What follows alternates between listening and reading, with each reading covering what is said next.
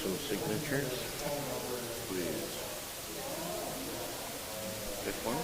That's one. Because there's so much to read. Oh, fire trouble.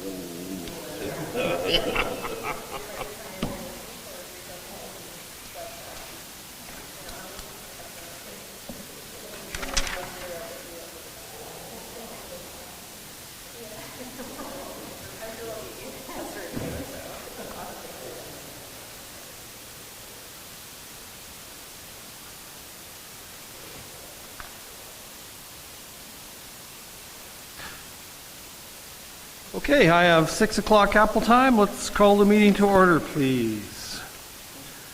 There should be a resolution for the adoption of the agenda.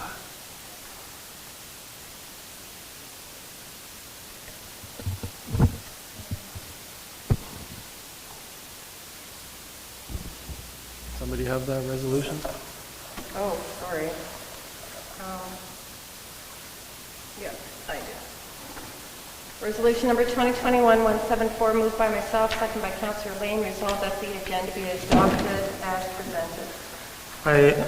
I don't know when I'm supposed to bring that forward, but I'd suggest that if we could make an amendment to the agenda tonight to do the citizen period, and right after citizen period, if we could move to in camera for the two items that were brought forward, and then move right back out of camera as soon as we're done that.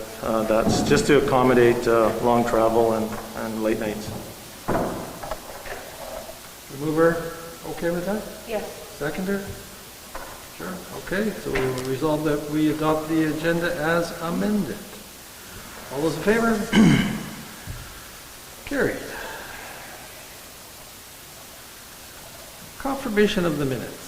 Resolution number 2021-175, moved by myself, second by Councillor Lane, resolved that the minutes of the regular council meeting of October 12, 2021 be hereby approved. All statutory declarations have been complied with. Thank you. Call the question. All those in favor? It's carried. Citizens period. Jen Cook and Sandra Shapiro, please come forward. Can we just sit there for a little bit? I'm pretty wrong. Sure.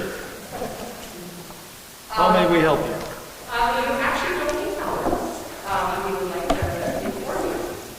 Saturday, I know we have to talk to Council. Saturday, Shapiro, I really don't know who. Saturday, I don't know this year, and has taken on this task of our ice board concept, which is why we wanted to come talk to Council. So normally, with Trappers Festival, we work very closely with the Public Works Department, Sam and all his crew, Randy and his crew, and if we are designating a port down by the river and like that, we work with them, and all the information ends up funneling to you guys eventually. But this year, it's our 75th, so we wanted to come and share with you that bigger and better is the direction we're going. And in addition to our regular port, we want to create an ice port down in the old location where we have a port by the river. So our initial plans were to go right on the river. Anyone who's heard that river, we've high-washed that. In talking to Sam and Public Works and the fire department and the architects we're working with, we'd like to do it in the parking lot where we used to put the port. So the only change is that this is an ice port. And it's new and it's exciting. So we thought we should come and let council know, because ultimately you could say no. Take that crazy idea, we don't like it. But we love the idea. And it's gone really well. And we'll turn the floor over to Saturday and just give sort of a brief overview of what the port is. We worked with an architect already. We're in conversation, so I'll let her explain it just for interest, and then we'll jump back to you. So we'll start as an idea of let's have a nice port on the river, because turned into this huge port that's actually going to be it's going to have an ice bar. It's going to actually, a lot of it's going to be made out of blocks of ice. And we're still working on the structure and the idea of how it's going to look. And it's all going to be part of it. No, we won't have a tent there because we're hoping to have entertainment in there, have concerts on for 5 minutes Saturday afternoon, have all sorts of different events going on in there.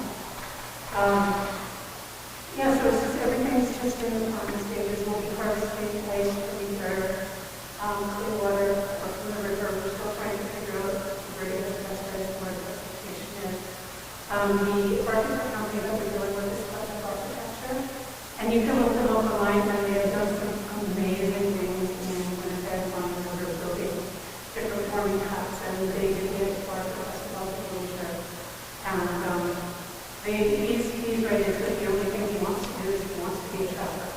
So, we have yet desperately wants to be a trapper, so we have to put him up with someone.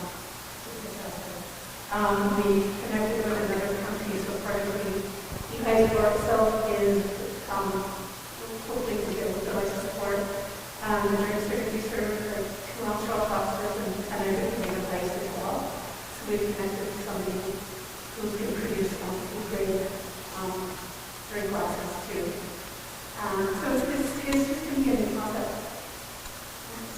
And also with the entertainment that we're looking at.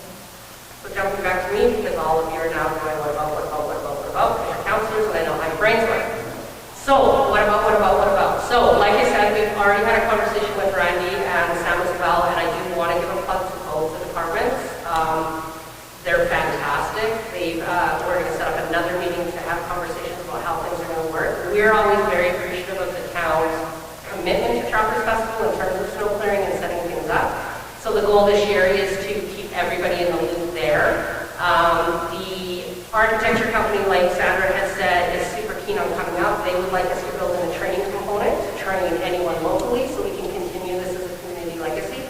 We're already in touch with the Liquor Commission to ensure that we actually can do the ice bar. We've already covered the security options. We'll have security because I know that question's going to come up. It'll be 24-hour security during Trappers Festival. Once we're done with it, and it'll be a conversation, I guess, with Sam and Public Works and you guys, whether we can just leave it up. We're okay with that, just as an open, concept. It can be removed as well, but it's nice to have it up for community use. The bar component will be completely removed once we're done. Like how Sandra said, we also are talking about entertainment. And because it's a big project, there's a dollar figure attached to that. We're not seeking money from the town. We have some grant applications going in that will cover it, although realistically, we thought it would be a really high price ticket item, like $40,000. We think that worst case scenario with contingencies will be slightly under 20, so we're looking for grants. Like Sandra said, this year the draw for it is we wanted to bring back that. We've had so many people over the years say, bring back the ice palace, and I think people think it's easy, but we've learned it's not. It's a little bit of a bigger project, but we do want to bring that back to the community. So once we get all our ducks in a row, we are going to put out a community notice meeting for anyone interested in helping with the project, with the intention that we can do some community development for it to happen maybe in future years. The architecture firm is super stoked to be like, bring out old lifestyles, we'll get them fixed up for you guys. Like, they'll handle all of that so we can continue it as a legacy. The target is to have it as a family-friendly, open entertainment throughout Trappers Festival. So all of that is in the planning stages. It's obviously it's a no-cost thing. Our forks are never a cost. You can come. Actual King Queen Trapper events probably will not happen down there because we've got some other stuff that we want to do. We're still going to have a fort, our main wood fort, in addition. So we're hoping to go big. But that is, with all the stuff we are doing for the 75th, that's sort of the biggest thing that's out there. And because it's on town property, we felt it was important to let council know that that's the intention and to address any concerns you guys have. And like I said, we are going to be meeting with Public Works and Randy as well to make sure that all of our I's are dotted and T's are crossed. In terms of COVID, Trappers Festival, since we've been in the COVID situation, has always erred on the side of health and safety in terms of protocols, etc. So that will as well happen in this case for Trappers Festival coming up. We're anticipating, based on where we're at provincially, we'll be able to run pretty much everything. There are some changes. There's going to be some changes to the dog teams coming in. There's changes to our competitors. Vaccination will be required for attendance and those kind of things. If we have an indoor venue, we will be following all safety and health protocols that the province requires at the time. So we feel as a community organization that it's better to err on the side of caution and follow the mandates that are out there. So yeah, we're kind of excited, and we just really just wanted to share that with council because, like I said, the town does. I mean, I know you guys as councilors are probably already aware of it, but the town crews are, above and beyond in what they do for us And this year, with this being an added component, it'll be a little bit more above and beyond. So we also want to plug that. Like, we so much appreciate what the town gives us in terms of that labor and that manpower and their willingness to work with us. So, yeah, it'll be fun. I'm kind of excited. Lots to do in 2022. How far in advance do you need to start building the fort then? Pardon me? How far in advance do you need to start building the The fort? architect company figures we'll start the harvest the beginning of February. It'll take 5 to 6 days, and then the actual build will be the week right before festival. So they bring in the ice, and then they do their thing. Harvesting takes quite a few days, and we won't know the exact number of days simply because we don't even know at this point what'll be frozen and what's not. We thought Clearwater Lake would be better ice to harvest, apparently rivers are clear to harvest. Who knew? We are learning. So it'll depend. We'll have to work with the province on our harvest allowances and where we're allowed to be and all that kind of stuff. So it'll be a 2-week project, probably minimum. But we don't need the town crews for the build. That's one of the things we won't be asking for. We won't be asking for town crew labor. The thing that the town normally does for us prior to our fort builds is they do push snow where we need it, and then they do add the walls. There will be some snow push requirements, maybe some fire department, we have to talk to Randy in terms of flooding requirements that are there. But in terms of like taking the town employees to build it, they will not be asked at all. It will all be our volunteer groups, our board of directors, and the architecture company. So, How big are you looking at, Jen? in an ideal world, that entire space that's from the fish shack right across to, so where the fish shack is, normally our fort goes from right there to the left, or so west to the over where the green starts. So in this case, it'll be that length and then the regular width. In an ideal world, that's the plan. The architecture company has already caveated that with the backup plan because it can only cover so much ice. It's all going to depend on the ice harvest. It might end up being half snow, half ice. We don't have those answers and we won't know, but we're planning on that space, and that's the usual space that we use if we locate our main fort down there. So nothing will change in that regard. We're not going bigger than what we normally do in that space. In the old days, they used to harvest from Grace Lake. Yeah, that's an option that was thrown out there too, Grace Lake. I got a dumb question. When you harvesting the ice, do they have like a special machine, or you just go? They have ice saws and skid steer, and in the old days it was just manpower and ice saws. And it's funny because the architect asked if we know anyone who has like old big ice saws in their garage, like pull them out, we'll get them refurbished and they can help. And then I ran into someone and I was like, hey, what do you know that you got an ice saw in your garage? And he giggled and he's like, of course I do. Gave him the update. He's like, yeah, I'm in. Like, I'll keep me posted. So there'll be manpower, like labor, actual ice sawing, and then we need skid steer, we need a truck and trailer, a couple of them preferably, so we'll be putting out a call for that. But they're bringing in equipment too. I have like so many questions behind this. Right. It's really exciting. So when they harvest the ice, because then there could be open water, right? So do they go further in? Like I can't answer that. What I can say is that when they do harvest the ice, they have safety zones and they do all the marking and the snow fencing and everything because same as Winnipeg with the snow machine traffic, etc. That's a big concern, right? Because you guys got guys bombing down the river, on the snow machine. So there's snow fencing involved and flagging and marking, and we'll be working with any official department we need to ensure that A, where we are, we're allowed to be, and then B, that we ensure all our safety markings. Apparently, it's only like, and there's, apparently it doesn't take long to refreeze. So the whole refreezing of where you take your ice is only a year to process, depending on the temperatures. But like I said, all of the safety and health things, and in terms of harvesting safety, that will all be out there.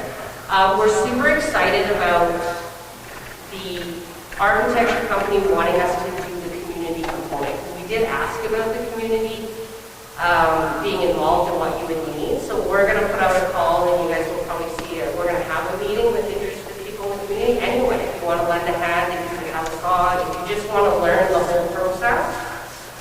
They're really keen on developing that kind of legacy. So they don't want to come do it every year and us pay them every year, which was kind of exciting. They were like, let's get your own because then we could potentially be doing something of this nature, bigger or the same or smaller in the future. So all those kind of questions, I'll let you know in that meeting, and we would love to see you there. So, just saying.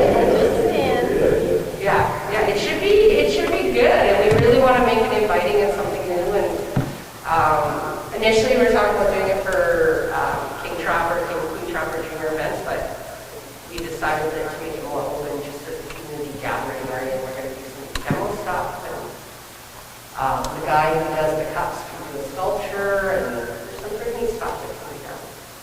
So, yeah. We just want to come share with you, because that grumbling and all that will come out, and we've been talking about it, and ultimately you guys can turn around and say no, which we hope you don't. But like I said, we're working with Randy and Sam in the next couple weeks. We'll be getting together with them formally to see what they need and what our requirements are, et cetera, et cetera, et cetera. And we'll get it all figured out. It's exciting. I'm excited. I mean, it doesn't take much to get me excited, but I'm super stoked about this. Well, to be part of the hearing process on what all the involved in building is, so. Perfect. Yeah, we haven't quite figured out where or when that meeting will be. Probably not for another 2 or 3 weeks, because I think we need to get everything finalized with our meeting and stuff like that, and then we'll put out a notice. So yeah, it'll be open to anyone who's interested in helping out. And I mean, there are some things like a skid steer or truck and trailer that people have, and we will put the call out. So that's lots of times we get questions about how you can help the festival without spending hours and hours and hours volunteering, and this is one of those ways that kind of opens the door for people. It's totally outside of what we normally do. So, there's probably a whole component of people that would love to do this, hopefully, and so if you're listening, put it on your calendar for 3 weeks. So, we're hoping we get good community feedback, and we go from there, and it works. Because like Sam said, it started as a simple ice bar, and now it's about bigger. Has anybody wants to work on? Oh, yes, we're always looking for volunteers. So, February 16th is when we open the festival. I'd also like to put a plug in for the parade. 75 floats is the target. Town wants to throw a parade in, that'd be fantastic. Or a float in the parade, that'd be fantastic. It's 75 years. What's the dates for chapters? 16th of February till the 20th. So we open on Wednesday, we'll close on Sunday. And as it stands now, the Kinsmen are planning to, we are planning on having the dogs, and everything is golden that way. Obviously, under all of the health and safety precautions that we have to follow, and we will be doing that. We have 6 hurricane candidates that are in for the running, so that's fantastic. They've all been confirmed, they're committed, and they've hit the snow that's coming running. So we're excited. Yeah, we're very excited. Okay, thank you. You're welcome. Good luck. Have a good day. CDC quarterly update.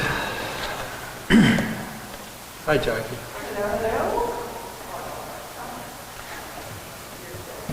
Go, Jackie. All right. And first I'll just say that I apologize. I meant to send this to you guys today, and I completely forgot, so Yeah. I'll forward it tomorrow.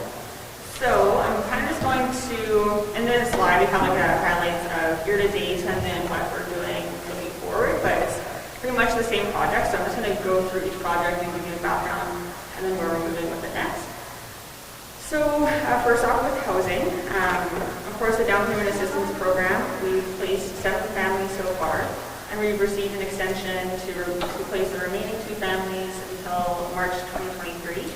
And that is because they've issued another RFP for more funding. And that deadline is also 2023 in March. So we will be applying to that to hopefully get another 10 families placed. Next up, we started discussions with Best Buy Modular Homes. Just kind of scoping it out, seeing if they're interested in the community. They are, and so I'm just trying to see what kind of timelines they want to work with.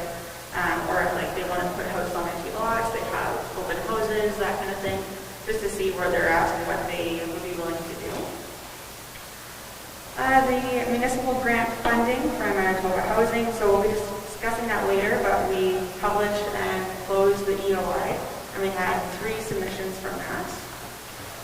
Next step for that is, of course, is choosing which way we want to go and moving forward. With the clinic and return of service doctors, a final report has been submitted to province for a new clinic. This proposal was submitted from the NRHA, and the doctors that were brought in are still practicing in the community, and one of the doctors is looking at setting up their own private clinic right now.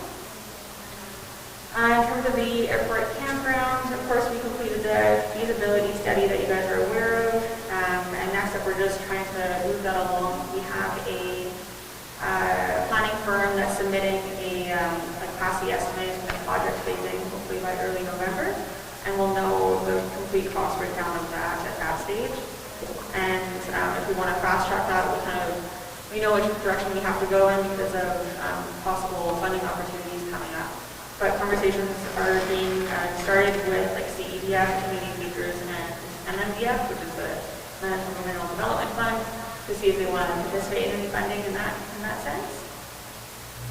With the tourism front, we received another $15,000 grant for the 2022 budget, and that's going to mostly go towards creating an e-commerce shop for merchandise, and visitor information boards on the north and south ends of the community.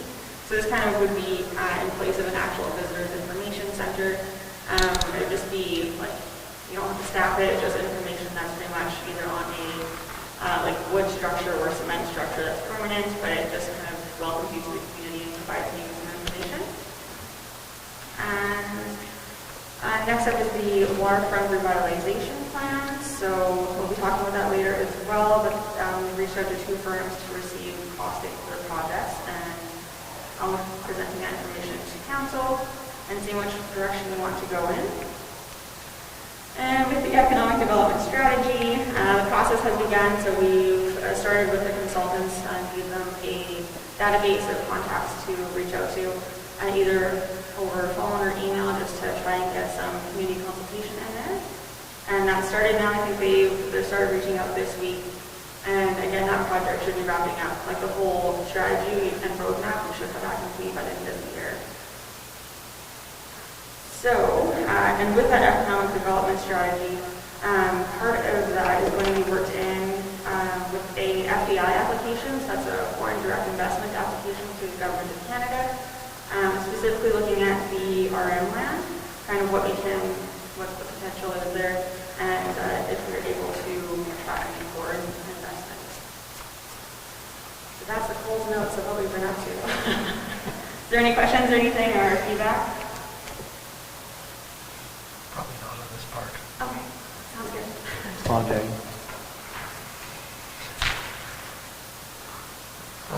Okay, so that's it for citizens period, I'm assuming?